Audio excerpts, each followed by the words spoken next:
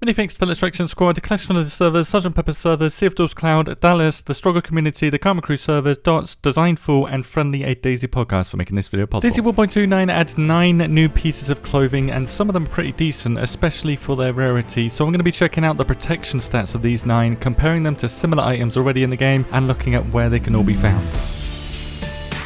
Starting with the pilot jacket, coming in brown, black and yellow. All variants only spawn on Sakhal, with the black and brown variant being tier 2 and 3 residential locations, and the yellow for some reason being hunter only. It gives us 20 slots of storage, is pretty heavy at 2.7 kilos and provides decent warmth while only getting wet at a maximum. The protection stats are quite weak for this item, which is normal for an item of this rarity, and most similar chest slot items are the hiking jacket, hunting jacket and the rider's jacket, so it's not a best in slot item, but it is pretty decent for its rarity, I would say. The winter coat, on the other hand, is extremely good, coming in the vibrant colours of brown, grey and even darker grey, and again only spawns on Sakhal. Apart from the brown variant that can spawn in tier 2 military on Sakhal, this coat will be hard to get, but it offers a decent 24 slots with 100% installation, so comparable to items like the bushlat jacket, down jacket and winter hunting jacket. This is a damn good item. The downsides are that it can become soaked and is very heavy at 4 kilograms. The heavy labour jacket is not heavy though, at just 1.5 kilos, has no variants, but hooray, does spawn on all of the maps. So on Livonia it only spawns inside the prison,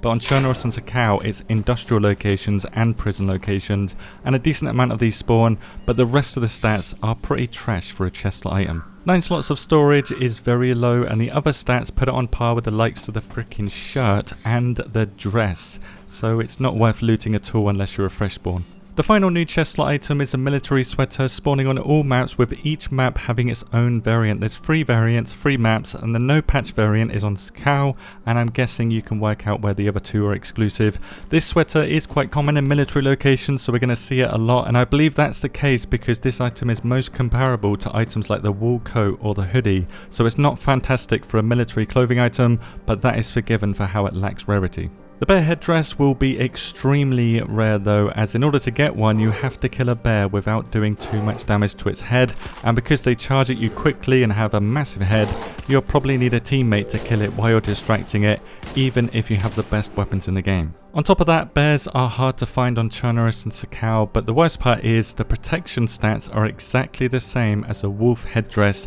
so the only reason you would want a bear headdress is for warmth, because it gives you 30% extra insulation over the wolf version at a much greater risk of dying. However, if you are looking for warmth, the new fox headdress is far easier to get and isn't much worse than the bear headdress as long as you keep this dry. In fact, the fox headdress is extremely good for how you only need to kill a fox and have a leather sewing kit, as it outclasses all of the hats in the game for warmth, as it can only get wet at a maximum while giving you 100% insulation, and it's only 400 grams in weight. So if you have a leather sewing kit and you need some warmth, foxes are the new meta. Speaking of meta, the new military boots are up there with the very best footwear in the game, providing 100% insulation and only getting damp at a maximum. The drawback is that they can only be found on Sakhal in military locations, coming in winter camo, green and grey. These boots are on the same level as the best boots in the game, the combat boots, with the combat boots having slightly more durability, only 10 more,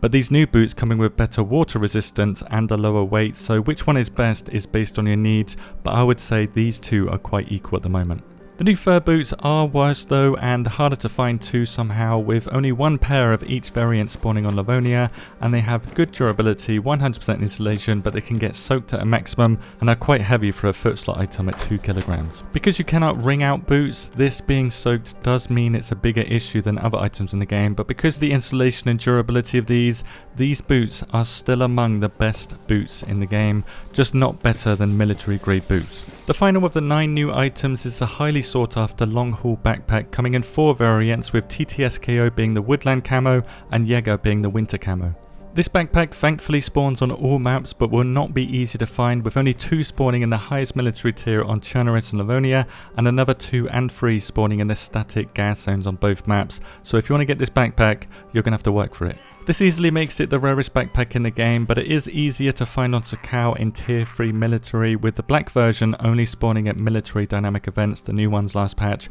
Comparing it to the field backpack though, which used to be the best backpack in the game because it had 64 slots, the field backpack is 50% lighter but 10% less durable, with the real reason the long haul is better in my opinion is this smaller profile, and I believe a lot of other players will agree with that. You're less visible and you have more visibility in first person, and because all the other stats are the same between these two backpacks, the long haul being rarer does make sense. If you're going to be hunting down these new items in 1.29, here are all the locations on each of the maps. Let me know your take on all this info and if you believe any of these items should be balanced or tweaked in some way. Thank you very much for watching and have a good day.